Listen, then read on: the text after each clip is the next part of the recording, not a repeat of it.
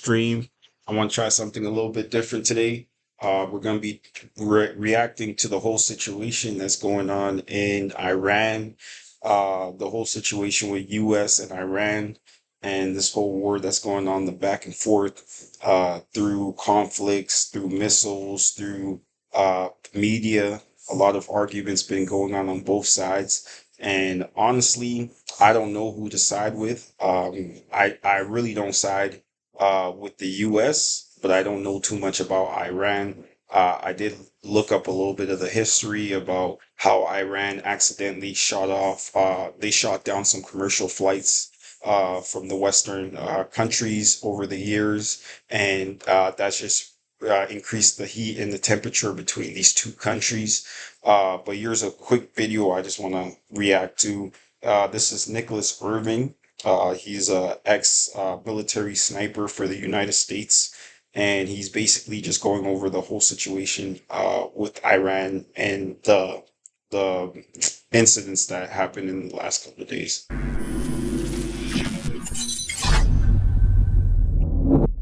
I'm sure you've heard that Trump placed the Trump administration placed a travel ban on 19 different countries, and he's thinking about expanding that to 36 more.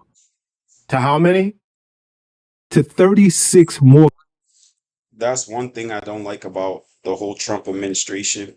He's targeting countries, and I would understand like he's trying to show power. He's trying to show strength to the other countries, and he's been going very aggressive. He started off going at Canada. He's been going at Russia. Right now, the thing about the United States is, I don't know too much, but from my perspective, it looks like they like to be very combative with other countries. They have very strong politics that they like to oppose their wills on other countries, and I don't know if that's a smart move, because I did heard in the past like other countries like China were actually willing to work with the United States, but uh, due to the fact that the United States doesn't want to work with them, they rather see them as competition, as an enemy. We end up with the situations that we have going on right now. Or countries. Like right now, there's a Oh, travel ban in places like Afghanistan, the Republic of Congo, yeah. Guinea, Iran, Libya, Somalia. Shout out to my people from Congo, from Guinea.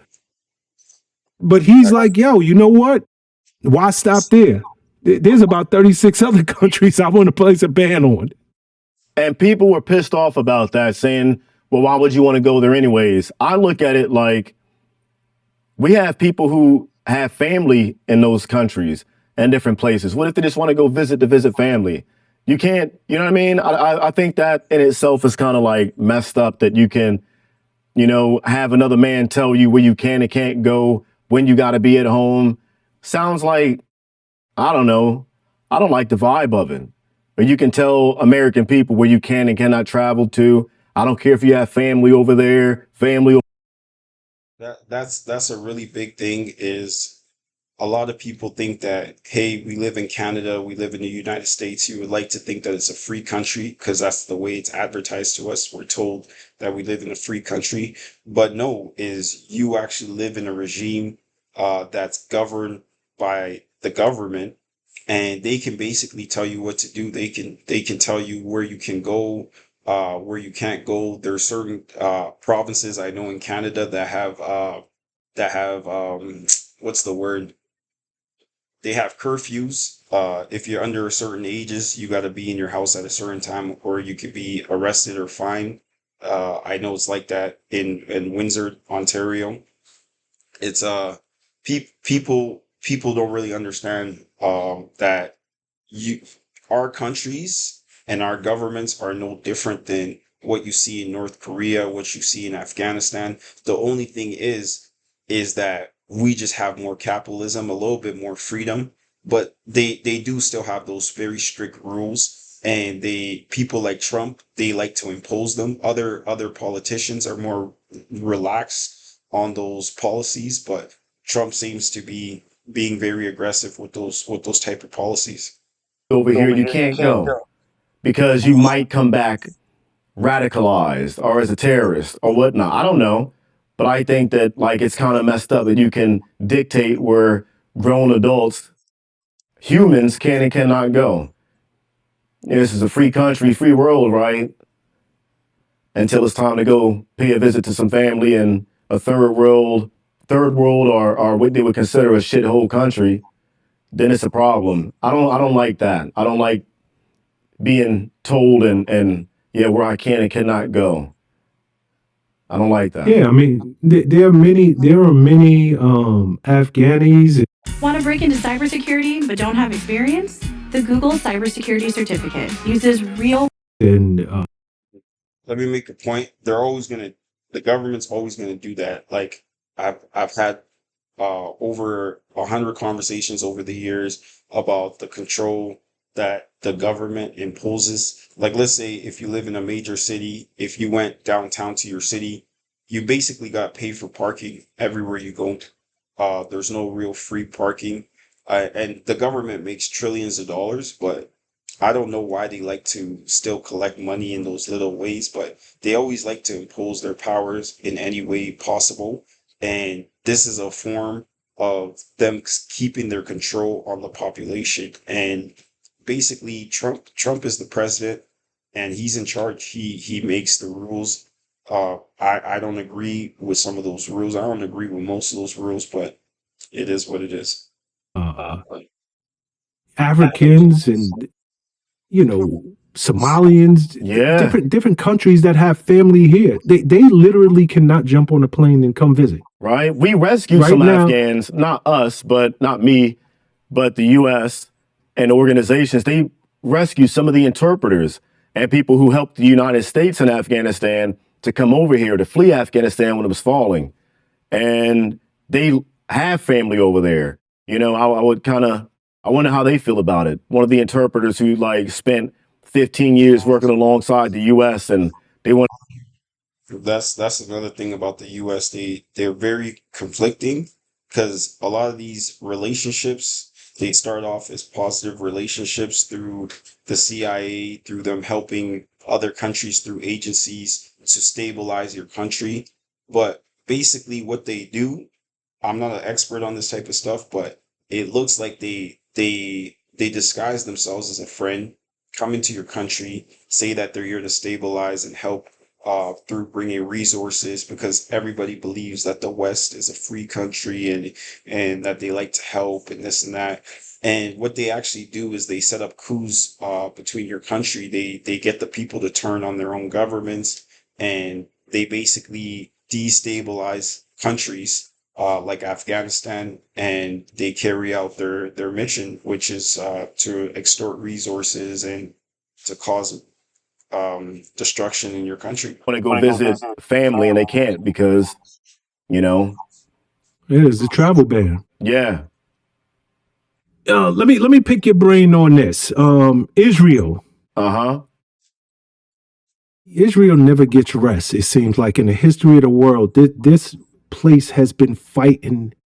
I mean, my God, they've got to be exhausted. But they launch major.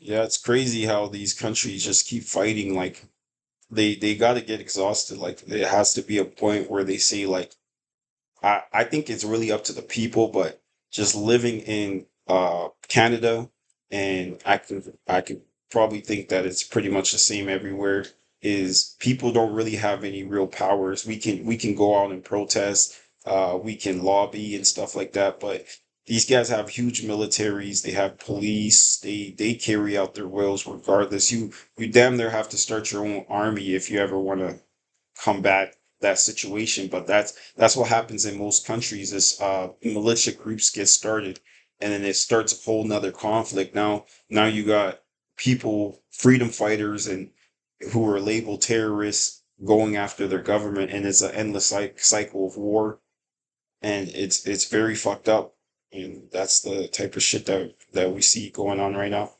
Attacks on the Iranian capital of Tehran. And you guys tell me what you guys think about the whole Hamas situation, Hamas and Israel.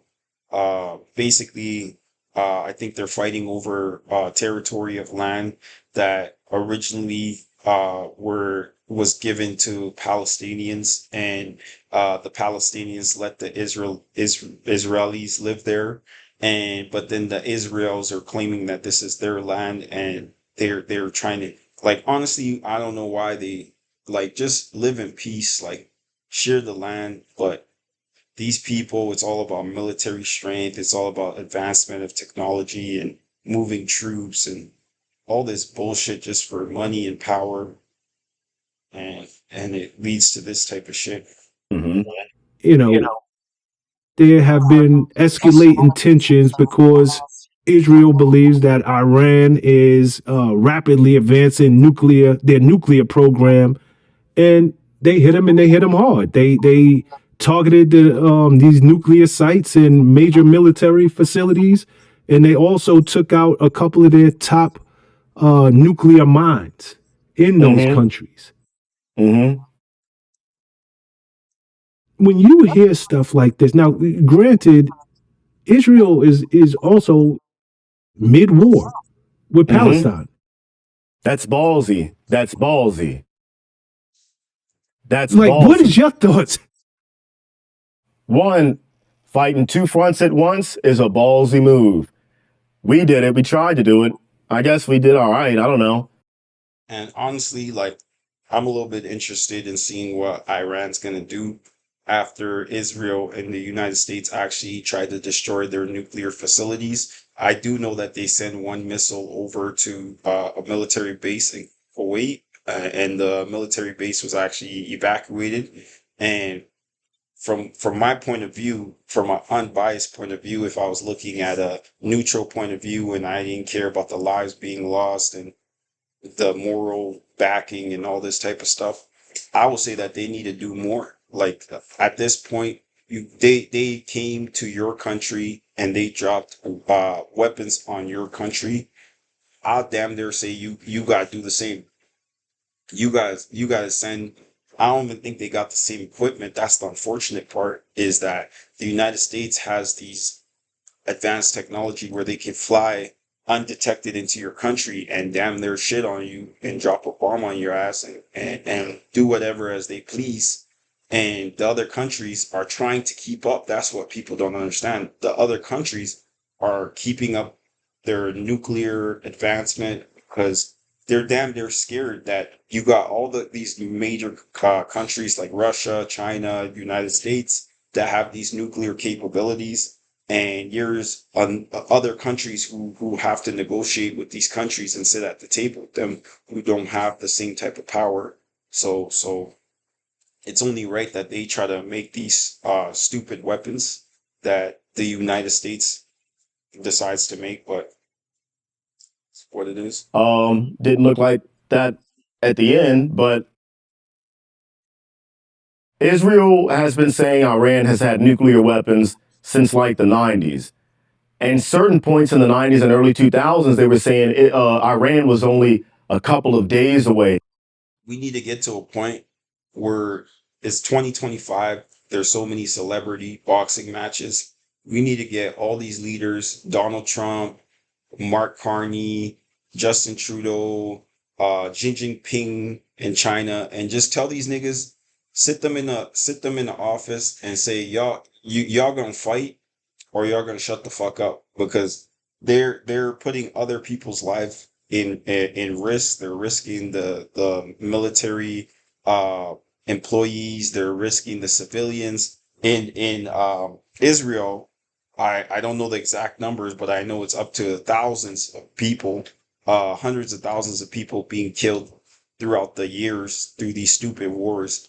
I see the people really support their country, but if, from my opinion, I'm not gonna go fight some guy like we already know that certain people don't like my type of people. If my prime minister Mark Carney is beefing a guy like Trump, Mark Carney hasn't done anything for me. He hasn't paid my bills. He hasn't helped me in any way. I'm not gonna put on a vest and put on a gun and go die on the front lines for some guy who hasn't done anything for me. And I would tell Mark Carney straight up is you gotta go fight your own battles, man. Like that's some pussy shit. And that's what we're dealing with. We're dealing with a lot of pussies. They don't want to show their face. They rather send other people who just happen to need a paycheck. A lot of people in the military just need a paycheck, and that's their job. And that's their career because they need to provide for themselves and for their family. And the government uses them as weapons. They use them and basically use them as hired arms to go wage their own fights. A couple of weeks ago, this was back in, in the early 2000s, 90s, that Iran was this many days away from having a nuclear weapon, weeks away from having a nuclear weapon.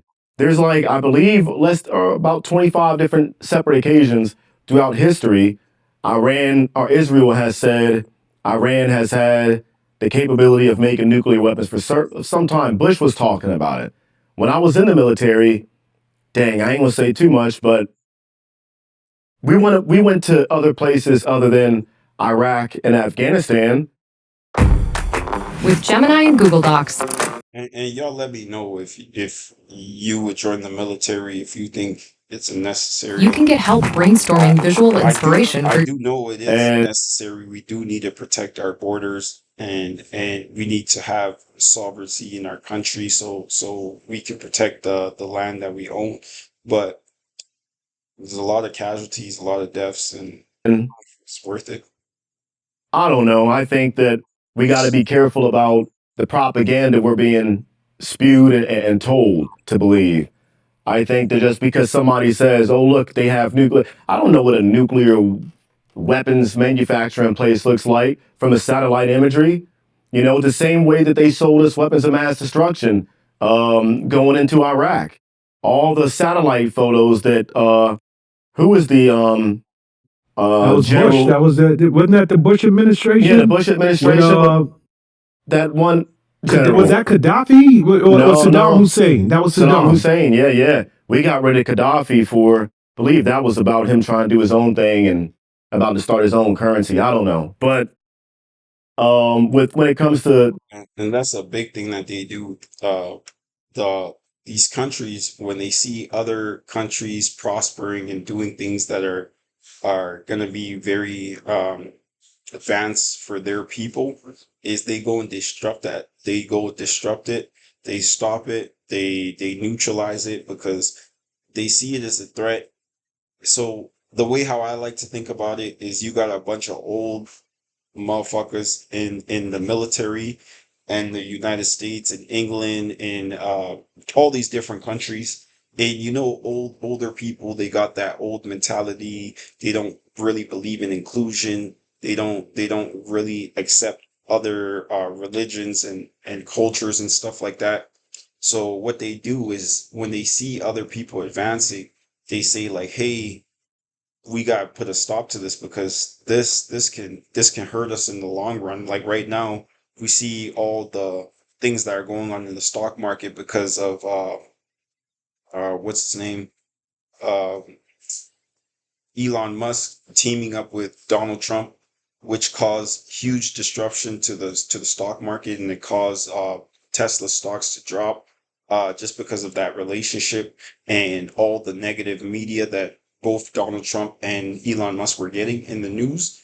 Is that they say if you're gonna challenge our currency, our stand in the world, is that you're an enemy. If China decides, okay, they're gonna create an app and this app makes millions of dollars, it's just money. But these people, they look at it as competition. They look at it as you're collecting data from our citizens. You're influencing our citizens. They at a point they say TikTok was manipulating the American citizens, and there's 20,000 more worse things in Canada and in the United States that you can access that's worse than watching videos on TikTok. On TikTok is just a bunch of little girls and little kids dancing and doing songs, and they were saying that China was influencing our country, which it could have been, but this is not a reason why you should go out and threaten China with nuclear or with military power and basically trying to destroy people based off of competition. To Iraq, we were sold an entire lie on that. And the American people, we were shown all these satellite imageries of nuclear weapons of mass destruction, chemical warfare buildings, and all this and that. They do a lot of lying. They even said they destroyed the nuclear capabilities in Iran, and apparently the news came back is that the missiles didn't even hit the target. It hit the upper level of the base, but the lower end, which I don't know, either countries could be lying because all these fucking idiots are just trying to save face. But the people are saying that it didn't actually hit the targets, and Donald Trump goes on the news and he's fucking hyped up and trying to sell the people the dream, saying that we annihilated and killed off the nuclear capabilities of Iran. And then the Iran president went on the news and said that they basically didn't do shit. You didn't destroy our shit. We hit you guys back, and we're gonna keep hitting you guys back. I hope they keep hitting each other back. Like, don't hit the people. Keep blowing up military bases, because apparently they have to let each other know before they do these things. So they give the actual military personnel time to evacuate these military bases. I went there and I don't remember coming across, and the closest thing we came to WMD was chlorine. That was it. Y'all just hear this guy used to work for I think he was a Navy SEAL officer, and he said that on his briefings before they went on their mission, in I think it was Libya or where were We they? were sold an entire lie on that. And the American people, we were shown all these satellite imageries of nuclear weapons of mass destruction, chemical warfare buildings, and all this and that.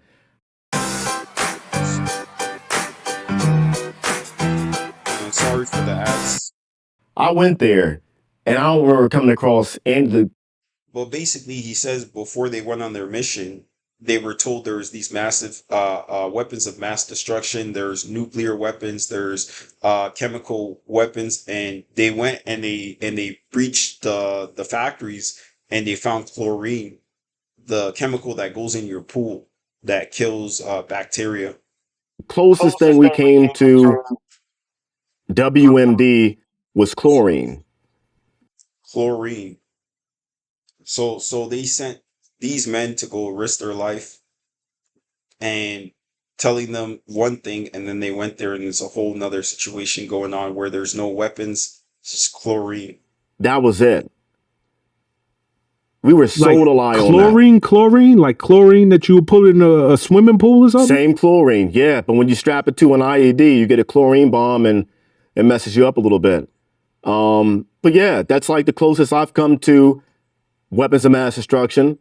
We had a mission going into a big warehouse where they believed weapons of mass destruction were being held at. We went in there and we had these, we got issued atropine or some big ass needle that you stick into your chest. It's almost like the movie The Rock with Nicolas Cage, right? Yeah. Man, listen, I'm getting this the whole speech, like where to inject it. I think it was in our thigh or something like that. But it's a big ass needle of, I believe it was atropine or something like that. And we had our NBC, nuclear, biological, and chemical warfare kits on us. And we went there. Nothing was in there but chlorine. And we had. So they basically spend our taxpayers' money. We paid last year. I think I paid, I don't know, I probably paid like $30,000 in taxes. And they take all of our money and they spend it on their military equipment. They spend it on all this bullshit, and they don't give you nothing back. And they have this tactical gear that they didn't even need. that was proved to be useless. Sorry, the blind are flying in my face. That were proved to be useless. I dropped two 500-pound bombs on it. That was it. I'm still the weapons of mass destruction they were talking about. It was gold bars. Saddam Hussein had a lot of gold and even more oil. That was the weapons we were going after of mass destruction. So they really went over there just to take their gold and their oil. The root of all evil. Wow. And, you know, it's crazy because that lie